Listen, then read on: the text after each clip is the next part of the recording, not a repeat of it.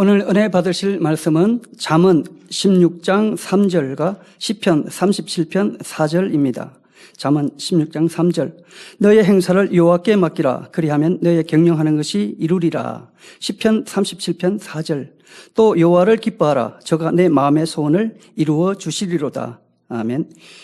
이대대 13교구장이신 정진영 목사님께서 성공의 열쇠라는 제목으로 말씀 전거해 주시겠습니다. 사랑하는 성도 여러분, 오늘은 성공의 열쇠라는 제목으로 함께 은혜를 나누고자 합니다. 사람들은 저마다 성공을 꿈꾸며 살아갑니다. 성공의 사전적 의미가 목적한 바 그 목표를 이루는 것이므로 가령 수험생들이라면 좋은 성적으로 시험에 통과하는 것을 성공이라 할 수 있겠죠. 또 등반가라면 목표한 산을 정복하는 것이 곧 성공이 되겠죠. 올림픽에 출전한 선수라면 금메달을 목에 거는 것이 영광스러운 성공을 이룬 모습이라 할 수 있습니다. 이처럼 세상은 성공을 다양한 기준으로 정의합니다. 하지만 성경은 우리에게 전혀 다른 관점을 제시합니다. 진정한 성공의 열쇠는 단순히 세상의 기준을 충족하는 것에 있는 것이 아니라 하나님께서 기뻐하시는 삶을 살아가는 데 있다고 말씀하죠. 이 시간에는 성경에서 말씀하시는 성공의 참된 의미와 그 열쇠가 되는 방법에 대해 세 가지 분야로 나누어 살펴보고자 합니다. 오늘 말씀을 통해 우리의 삶이 단순한 성취를 넘어 하나님 안에서 참된 성공으로 나아가길 소망합니다. 사랑하는 성도 여러분, 이제 한 간증 이야기를 들려드리면서 오늘의 설교를 시작하려 합니다. 오래전 제가 타교에 다닐 때 함께했던 어느 한 분의 이야기입니다. 그분은 현직 검사하셨는데 새로운 근무지로 부임을 해오면서 제가 다니던 교회의 성가대원으로 인연을 맺게 됐습니다. 여러 번의 만남 중에 그 집사님은 자신의 지난 시절의 간증을 들려주었습니다. 그분은 국내 유수의 명문대를 다니며 재학 중에 사법고시를 준비를 했습니다. 처음과 두 번째 도전에 연달에 실패했지만 처음 몇 차례의 실패는 좋은 경험이라 여기며 다시 마음을 가다듬고 도전을 계속했죠. 그런데 실패는 거듭됐고 결국 6번까지 낙방의 고배를 마시게 되었습니다. 아무리 쉽지 않은 시험이라지만 6번이나 실패를 하면 누구라도 멘탈이 흔들리기 마련이죠. 주위의 기대가 컸던 만큼 낙심도 컸고 계속되는 실패로 자기 자신에 대한 실망감마저 커졌습니다. 게다가 자신이 조언해 주었던 후배들마저 합격을 해서 연수원에 들어가니 부끄러워 낯을 들 수 없는 지경까지 되었습니다. 멘탈은 흔들리다 못해 무너졌고 공부에 대한 의욕을 넘어 삶에 대한 의욕마저 잃게 되었죠. 끝내 극단적인 시도까지 생각을 했지만 신앙적인 양심 때문에 실행하지는 못했습니다. 어머니가 권사님이셨는데 심상치 않은 기운을 느끼시고 자초지종을 캐 물으셨습니다. 대화 끝에 어머니는 그래도 엄마는 아들을 믿는다. 그렇게 죽을 용기로 도전한다면 반드시 좋은 날이 오지 않겠느냐며 희망을 주셨다고 합니다. 어머니의 눈물의 기도와 믿음이 아들에게 다시 도전할 힘을 주었던 것입니다. 다만 한 가지, 어차피 주의를 지키지 못한 채 준비했어도 실패만 했으니 이번에는 주의를 지키면서 해보라는 이런 제안을 하셨습니다. 아들은 민망한 마음에 거절하지 못했고 자신의 한계를 느끼던 차에 마음이 낮아지고 심령이 가난해지면서 다시 주의를 지키게 되었습니다. 거기에 더해 예전처럼 성가대 사명까지 감당하게 되었죠.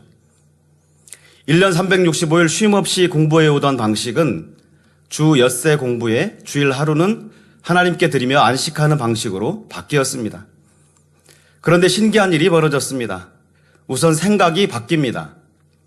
전에는 오로지 합격 생각뿐이었는데 이제는 실패의 끝에 얻을 성공으로 하나님께 영광을 돌리고 싶다는 생각이 생긴 것입니다.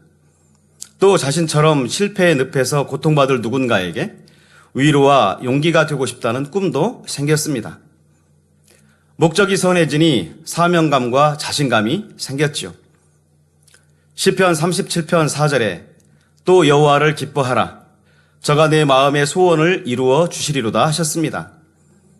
이제는 하나님께 기쁨이 되겠다는 열망과 누군가에게 포기하지 않으면 반드시 꿈이 이루어진다는 소망을 심어주고 싶다는 의지가 생기니 피곤이 와도 잠자리에 들 수가 없었습니다. 하나님의 능력이 임해서 새 힘이 주어지고 그래서 피곤도 이겨낼 수가 있었지요.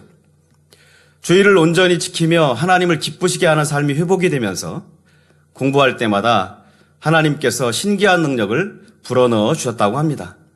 집중력과 지구력, 거기에 인내력과 기억력까지 더해 주신 것입니다. 짧은 시간을 공부해도 더 깊이 몰입이 됐고 공부한 내용이 명심이 되면서 기억에 고스란히 남게 되었습니다. 결국 이분은 6전 7기 만에 합격이라는 영광을 얻었습니다. 계속된 실패라는 인생의 바닥에서 기적적으로 하나님을 다시 만나게 됐고 자신의 능력이 아닌 하나님의 능력을 의지하게 되니 마음의 소원을 응답받고 그 삶이 영육간의 축복받은 삶으로 변화되었노라고 간증을 했던 것입니다.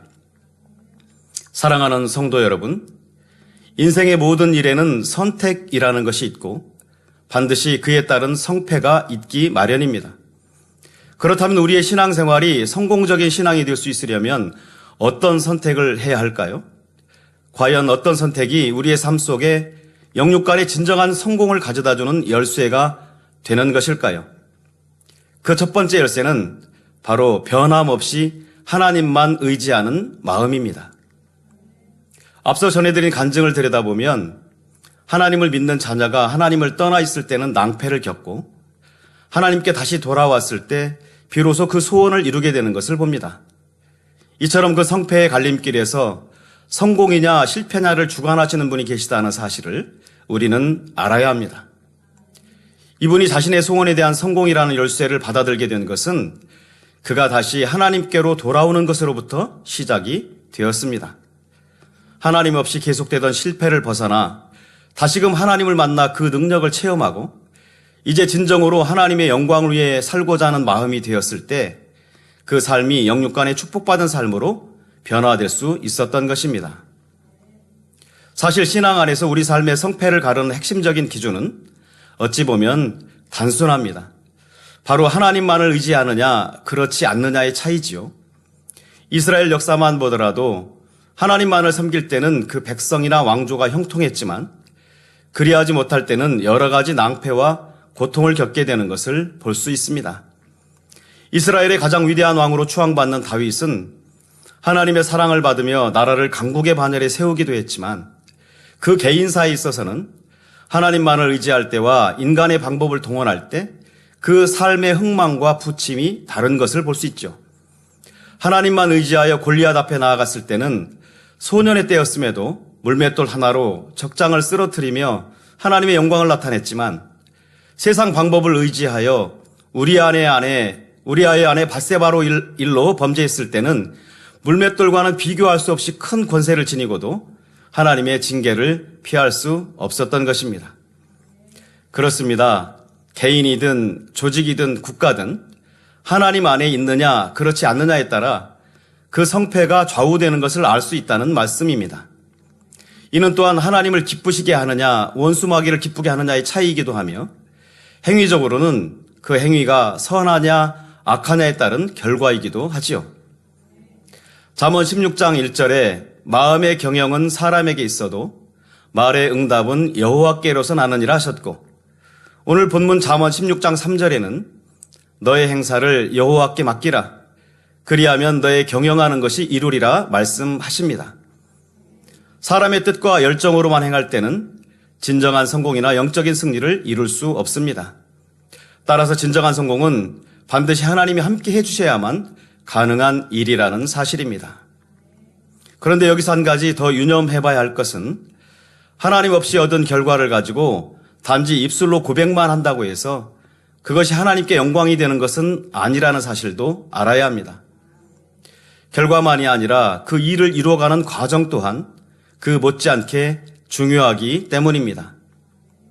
세상의 일도 그 행하는 사람이 영의 마음으로 일을 이루면 하나님께 기쁨과 영광이 되지요. 하지만 이와는 반대로 하나님의 일이라도 육의 마음으로 행하면 영의 열매가 맺혀지지 못하는 것을 봅니다. 그러니 하나님의 자녀라면 마땅히 어떤 결과를 얻기 위해 달려가는 과정 속에 하나님과의 교제와 교감이 있어야 합니다. 그리고 하나님의 영광을 위해 믿음과 기도로 심는 행함과 정성 어린 마음이 필요합니다. 이를 통해 얻은 열매라야 하나님께 진정한 영광이 되기 때문이죠. 물론 하나님만 의지하는 길에 때로는 연단도 고난도 있을 수가 있습니다. 하지만 진정으로 하나님만 의지하는 사람이라면 때로 오랜 세월을 필요로 하는 과정이 있다 해도 더디다 힘들다 하지 않는 것이고 결국은 낙심하지 않고 선을 행하며 거두는 때를 맞이하게 되는 것입니다. 야곱을 보십시오. 하나님은 야곱이 외삼촌 라반의 집에서 20년 동안 연단의 시간을 보내고 있던 어느 밤 야곱의 꿈에 나타나셔서 나는 베델 하나님이라 말씀하십니다. 이는 오래전 야곱이 형 에서를 피해 하란으로 가던 도중 베델에서 하나님을 만나 단을 쌓고 서원했던 일을 다시 상기시켜 주신 것이었습니다. 하나님은 그때의 약속을 떠올리게 하시며 이제는 고향으로 돌아가고자 하는 야곱의 소원을 응답으로 이끌어 가십니다. 이후 야곱은 약복강가에서 하나님의 사자와 밤새 씨름하다가 환도뼈가 위골되는 고통을 겪기도 했지만 그 과정을 통해 더 이상 옛 야곱이 아닌 이스라엘이라는 새로운 이름을 받게 되고 급기야 자신의 힘을 내려놓고 진정으로 하나님의 은혜를 붙잡는 사람이 된 것입니다. 사도 바울도 그렇습니다. 그는 하나님의 일을 하며 이루 헤아릴 수 없는 숱한 고난의 과정을 겪었습니다. 그러나 그 고난은 그를 오히려 위대한 사도로 만들죠. 그래서 그가 겪은 고난의 스토리는 믿음의 후세들에게 그 고난의 깊이만큼이나 깊은 영감과 감명을 주는 것입니다. 이처럼 사연이 깊은 이야기가 더 진한 울림을 주듯이 하나님과의 깊은 교제의 과정을 거치고 난 후 그제야 심은 대로 거두게 하시는 하나님의 은혜가 드러날 때 그것이 더 큰 영광이 되는 것입니다. 하나님은 단지 행위적으로 나타난 결과만으로 영광을 받으시는 분이 아닙니다. 만일 그런 하나님이시라면 박하와 회양과 근처의 11조를 하나님께 드린 서기관들과 바리새인들을 향해 우리 주님께서 굳이 율법에 더 중한 바 의와 인과 신은 버렸다 하시며 책망하실 까닭이 있었겠습니까? 과정과 결과 모두가 진정 하나님 앞에 선하고 아름다워야 하지 않겠는지요? 잔이든 대접이든 그 겉과 속이 같아야 합니다. 천성을 향해 가는 믿음의 여정에서 우리 각자의 삶 속에 과연 얼마나 하나님만을 바라보며 의지했느냐, 그 진리의 행함이 얼마큼 충실하게 드러나느냐에 따라 그 영광은 달라지게 된다는 사실입니다. 가령 십자가에서 예수님의 오른편에 있던 강도와 오직 하나님만을 의지했던 사도 바울의 영광이 같을 순 없지 않겠습니까? 그러니 더 큰 영광을 이루기 위해 우리 마음을 온전히 하나님만으로 채우는 것이 중요합니다. 그렇지 않으면 그 마음의 나머지 공간에는 반드시 세상이 채워지게 되는 것이죠. 그래서 한때는 생명 다해 주님을 사랑한다고 고백하던 이들 중에서도 데마처럼 결국 세상을 쫓아 떠나버린 사람들이 있는 것입니다. 오늘날도 이런 경우들이 있습니다. 충만할 때는 다 버린 줄 알았던 세상 것들이 충만함이 떨어지면 다시 눈에 들어옵니다. 어느 순간 꼭 이렇게 신앙생활을 해야 하나? 힘들다, 버겁다 생각이 들기도 하죠. 전에는 잘 이해되지 않던 말씀도 아멘을 했는데 이제는 육신의 생각이 동원됩니다. 그럴 때 누군가가 듣기 좋은 말로 미혹이라도 하면 귀가 솔깃해지기도 하죠. 이전에 들은 진리와 전에 체험한 하나님의 역사는 다 잊어버리고 미혹하는 말이 그럴듯하게 들리는 것입니다. 하나님의 뜻을 분별하여 정도를 조추려 하기보다 자신이 편한 쪽, 유익이 되는 쪽을 쫓아가지요. 그러면서 사랑의 하나님이시니까 내 입장을 이해하실 거야 하며 세상과 타협하고 있는 자신을 정당화하기도 합니다.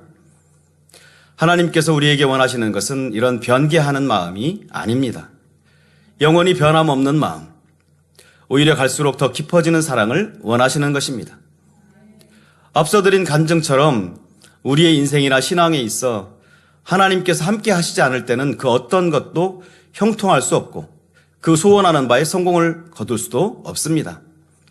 설령 잠시의 형통함이 있다 해도 결국 이 잠시의 성공으로 인해 하나님과 더욱 멀어지게 되는 경우라면 영으로 볼 때 이는 결코 성공이 아니라 불행의 시작이라는 사실도 알아야 합니다. 사랑하는 성도 여러분, 그러니 우리의 삶과 신앙이 진정한 성공을 이루려면 변함없이 하나님만 의지하고 의뢰하는 삶이 되어야 합니다. 그런데 우리가 하나님만 의지하는 마음을 이루기 위해서는 궁극적으로 하나님을 사랑하고 믿는 마음이 있어야 합니다. 예를 들어 잠시 몸이 불편하여 누군가를 의지해야 하는 상황이라면 누구를 찾겠습니까? 그래도 사랑하는 사람, 믿을 만한 사람을 먼저 의지하려 하지 않겠는지요? 그런데 사랑하는 사람이라도 힘이 부족하면 의지하기가 어려울 것이고 힘이 있어 보여도 사랑이 가지 않으면 기댈 수가 없습니다. 썩고 삭아서 상태가 형편없는 지팡이를 의지하지는 않지요. 그러므로 하나님을 의지하고 의뢰하려면 하나님에 대한 믿음과 사랑의 마음이 있어야 하는데 이를 위해 꼭 필요한 것이 있습니다. 바로 하나님의 말씀을 묵상하는 것입니다. 세탁기를 사놓고 전원은 켰는데 사용법을 모르면 작동할 수가 없지요. 말씀을 알아야 믿음이 작동합니다. 히브리서에 믿음이 없이는 기쁘시게 못한다 하셨습니다. 하나님을 기쁘시게 하는 것이 곧 믿음인데 이 믿음으로 여호와를 기쁘시게 하면 소원을 이루어 주신다 하십니다. 그러니 이 믿음이 참 중요합니다. 그런데 이 믿음은 어디서 옵니까? 로마서 10장 17절에 그러므로 믿음은 들음에서 나며 들음은 그리스도의 말씀으로 말미암았느니라 하십니다. 그러니 말씀을 들어야 믿음이 생기죠. 성경 66권 안에는 하나님의 마음과 뜻, 곧 그 사랑과 능력이 담겨 있습니다. 말씀을 묵상을 해가면서 우리가 어떻게 하나님을 믿을 수 있는지, 또 왜 믿어야 하는지, 그분의 사랑은 얼마나 깊은 것인지를 깨달아가게 되는 것입니다. 하나님은 결코 거짓이나 변개함이 없으십니다. 하신 말씀은 반드시 실행하시는 분이십니다. 상한 갈대나 꺼져가는 심지조차 결코 꺾거나 끄지 않으시지요. 여인은 혹시 자식을 잊을지라도 나는 너를 결코 잊지 않는다 말씀하십니다. 무엇보다 죄인된 우리를 살리려 독생자를 십자가에 내어주시기까지 하셨죠. 무엇을 더 믿지 못하겠습니까? 왜 사랑을 못 느낀다 하겠습니까? 누구라도 하나님에 대한 신뢰와 사랑이 깊어지면 하나님을 의지하는 마음은 더욱 온전해지게 마련입니다. 물론 말씀을 듣고 은혜 받았다고 해서 다 무장된 것은 아닙니다. 영적으로 무장한다는 것은 매 순간 삶 속에서 결국 그 말씀을 생각과 입술, 행동에 적용하는 것입니다. 변화되기 전에는 남의 허물을 들으면 쉽게 판단하고 정죄하며 수군수군 전파하기도 했습니다. 기분 나쁜 일이 있으면 혈기를 낸다거나 운전 중에 갑자기 끼어드는 차를 보면 선하지 않은 말이 나오기도 했죠. 그러나 말씀을 묵상하고 마음에 명심하면 달라지기 시작합니다. 내가 하나님의 자녀인데 원수마귀가 좋아할 일을 할 수는 없지. 입술의 고백대로 되는 것이 영계의 법칙인데 믿음의 말을 해야지. 상대 입장에서 이해하고 선으로 생각해야지. 이렇게 말씀이 순간순간 다시 적용됩니다. 때로 세상 천지에 나 혼자 있는 것 같은 적막감이나 외로움이 들 때는 요한복음 8장 29절에 내가 항상 그의 기뻐하시는 일을 행함으로 나를 혼자 두지 아니하셨느니라는 말씀을 떠올려보며 주님을 기쁘시게 못하고 신랑 삼고 있지 못했던 자신을 오히려 돌아보지요. 말씀으로 무장되면 기도할 때도 성령의 감동 속에 기도할 수 있습니다. 더 온전히 무장되면 일부러 말씀을 떠올리려 하지 않아도 마음이 진리로 일구어져서 자연스럽게 말씀대로 살게 되는 것이죠.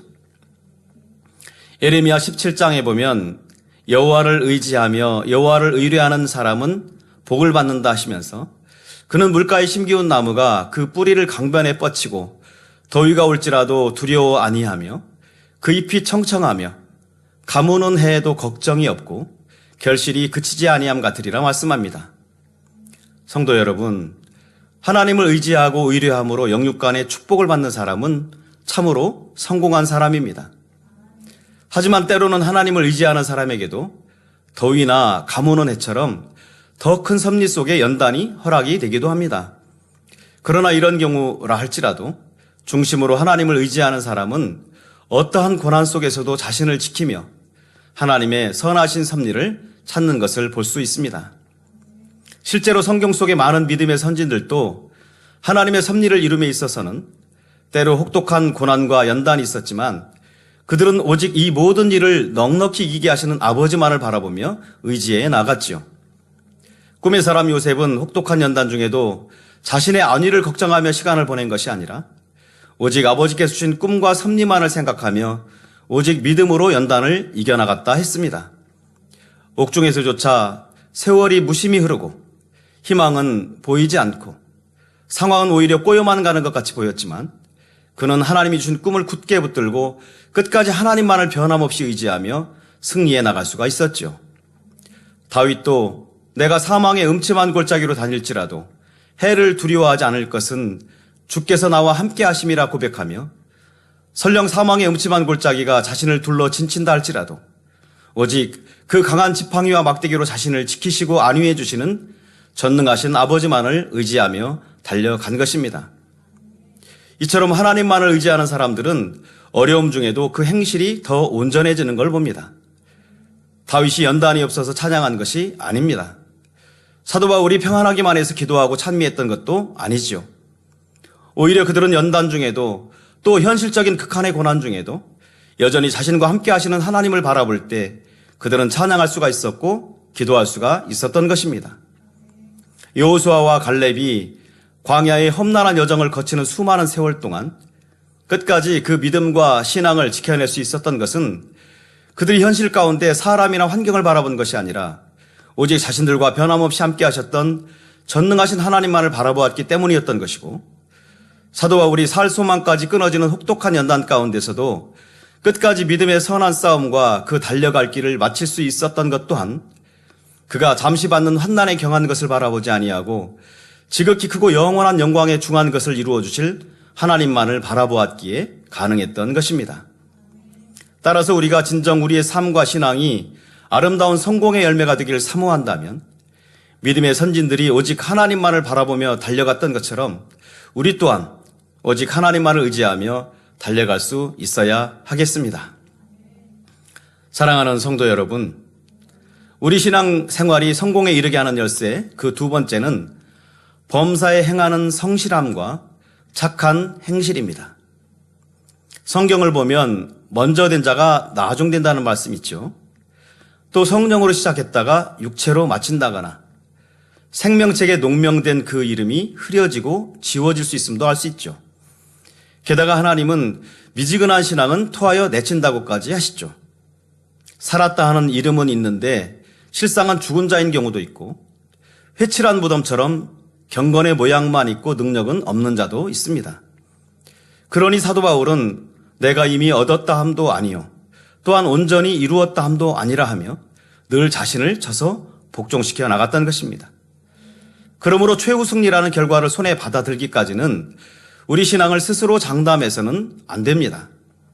두렵고 떨리는 마음으로 늘 범사에 성실한 신앙생활을 해나가야 하는 것입니다.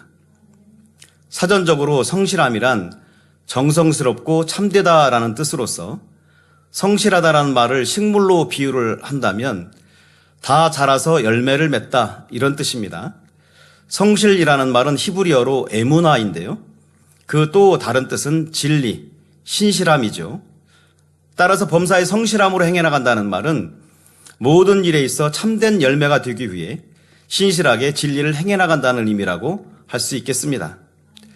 그런데 여기서 말하는 열매는 세상 기준에서의 열매라기보다 신앙 안에서의 열매를 뜻합니다.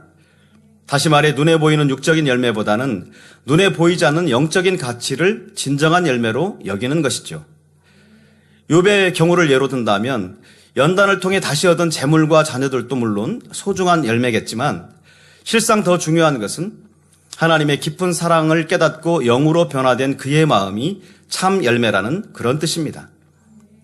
성경을 보면 이런 성실함의 조건들을 채워간 사람들은 크고 작은 일에 성공적인 믿음의 사람이 되는 것을 볼 수 있습니다. 시편 37편 3절에 여호와를 의뢰하여 선을 행하라. 땅에 거하여 그의 성실로 식물을 삼을지어다 하십니다. 우리는 요셉이나 모르드게의 삶 속에서 신실하고 변함이 없는 영적인 성실함을 찾아볼 수 있습니다. 요셉은 어린 시절 하나님께로부터 특별한 꿈을 받았죠. 형들의 곡식단이 자기 단에 절하고 해와 달과 11별이 자신에게 절하는 그런 꿈이었죠. 이 꿈은 단순한 상상이 아니라 하나님께서 주신 비전이었습니다.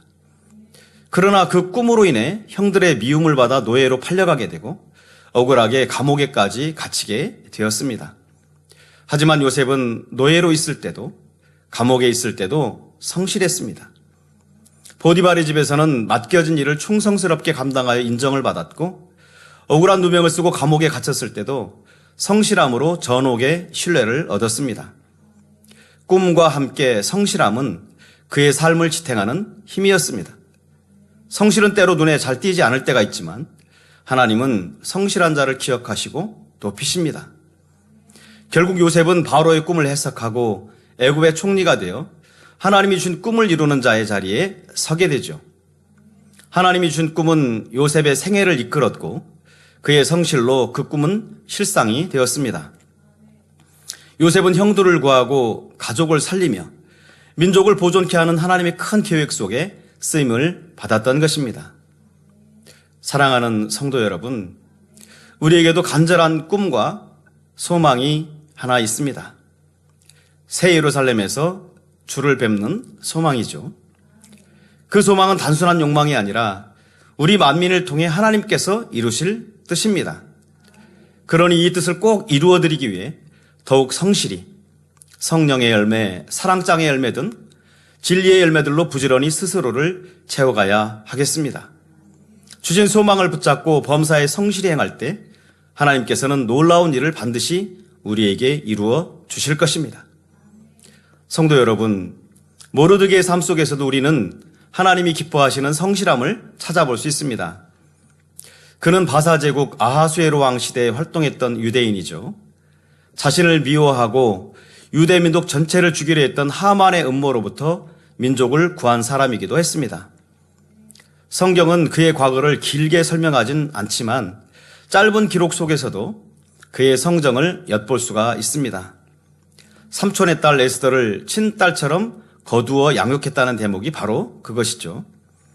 부모를 잃고 고아가 된 사촌 에스더를 자기 딸처럼 책임지고 키운 것입니다.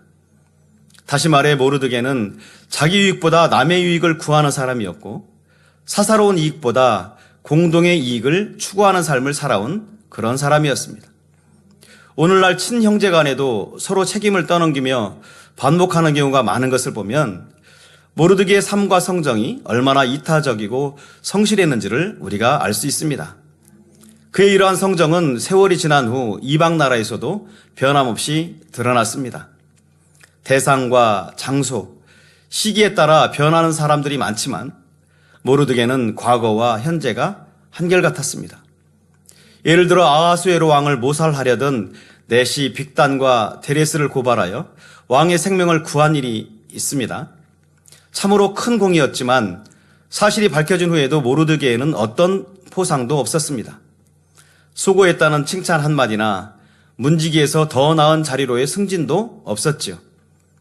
아무리 욕심 없는 사람이라도 기대할 만한 일이었지만 그에게 돌아온 것은 아무것도 없었습니다. 게다가 그는 포로와 같은 신분으로 이방인 취급을 받으며 천대받는 민족이었기에 마음먹기에 따라서는 서운함이나 악감정을 품을 수도 있었습니다.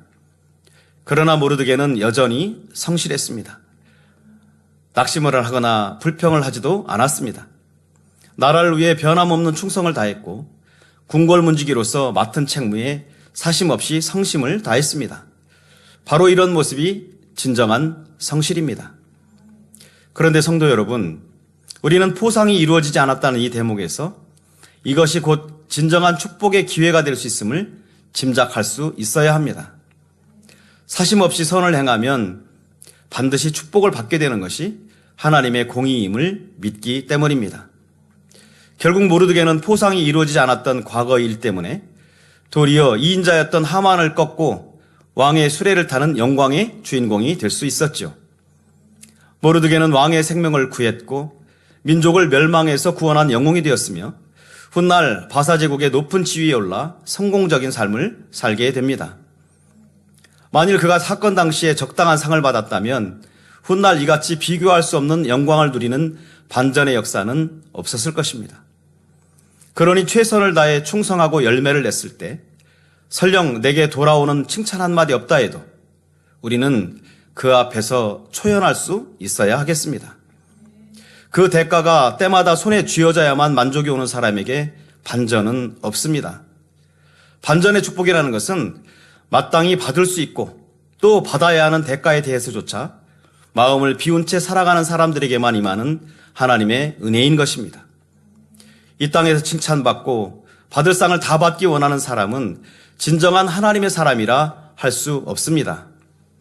영적인 성실은 환경에 구애되지 않고 모르드게와 같이 사심이 없는 마음으로 성실하게 충성하는 모습이 되어야 하는 것입니다. 진정한 하나님의 사람은 하나님의 상급을 더 사모하고 상대가 칭찬받는 일에 더 기뻐하며 자신이 드러나는 일보다는 묵묵히 주어진 일을 감당하는 것에 보람을 느끼기 때문입니다. 사랑하는 성도 여러분, 이제 성공적인 삶을 산 또 한 사람 바르실레라는 인물을 착한 행실과 관련지어 함께 살펴보겠습니다.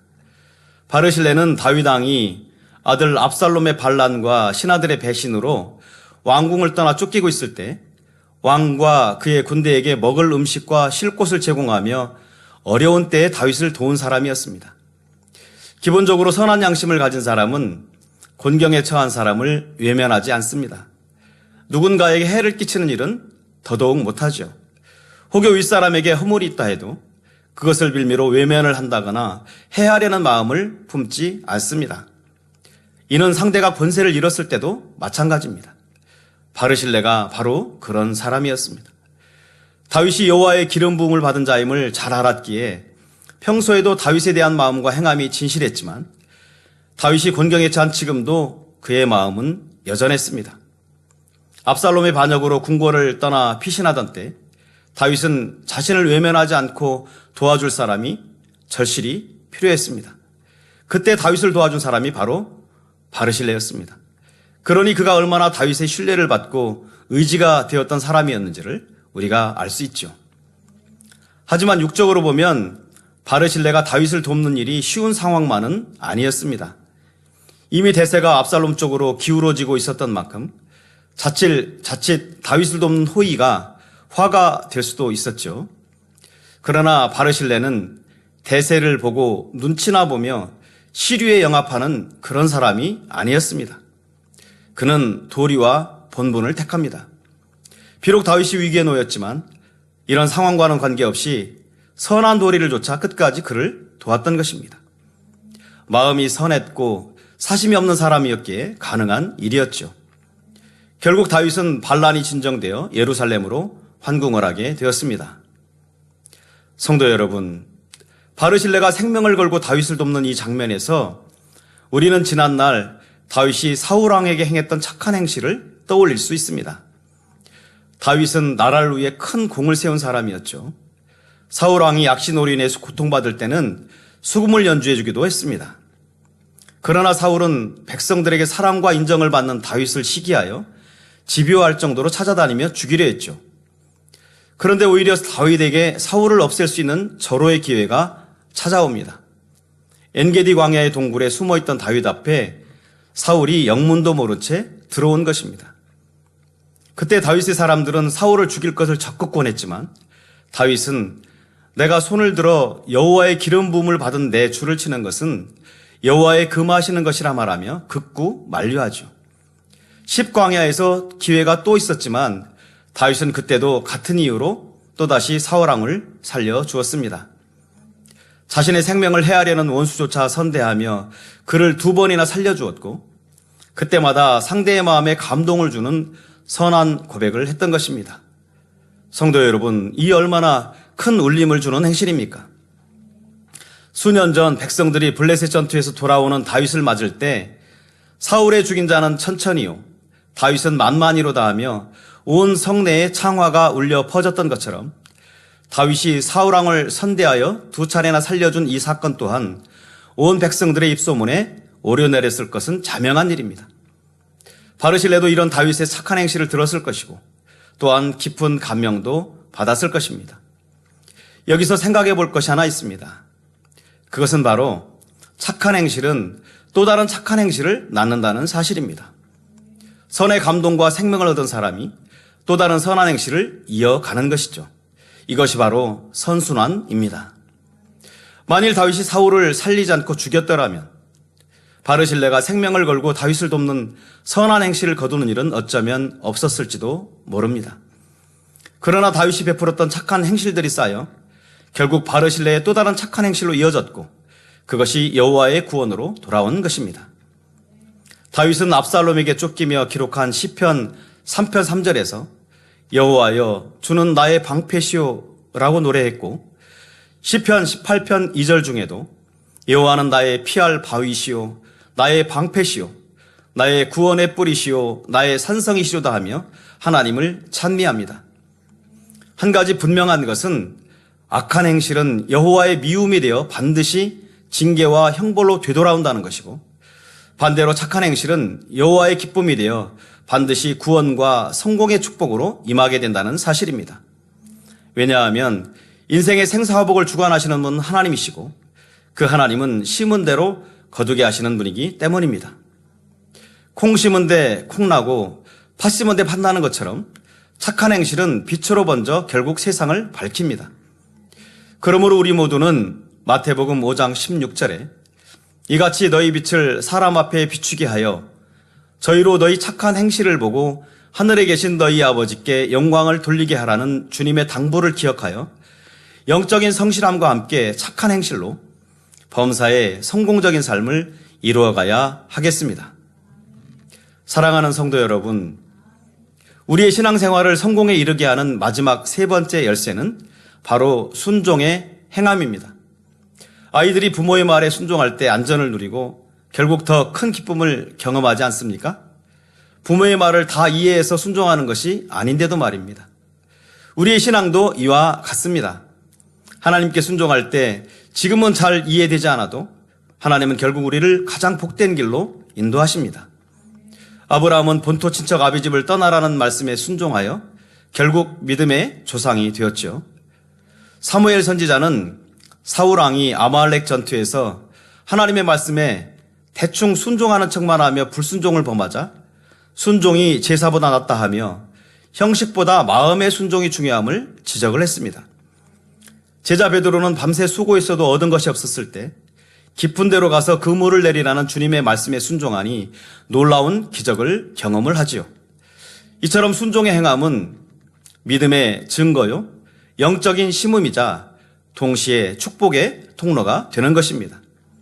사사기서에 보면 이스라엘이 미디안의 침략으로 극심한 고통을 겪고 있을 때 하나님은 겁 많고 미약했던 기드온을 부르셔서 이스라엘을 구원할 사사로 세우십니다.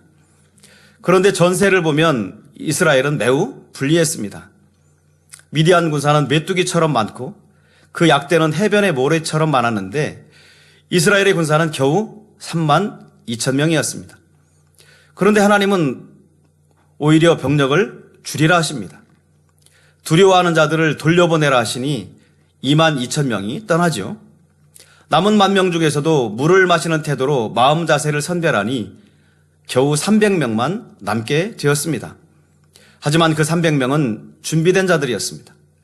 두려워하지도 않았고 군사로서의 자세와 사기도 훌륭했습니다.